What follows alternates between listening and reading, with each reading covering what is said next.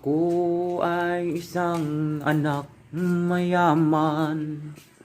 Puro na lang litson ang amon sudan.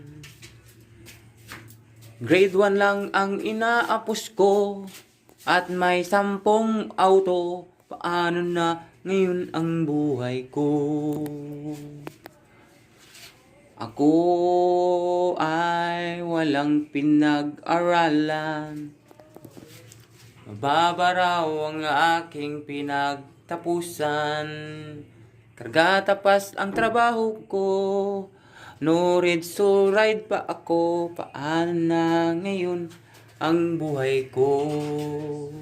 Isang kahig, isang tuka. Ganyan kaming mga duka.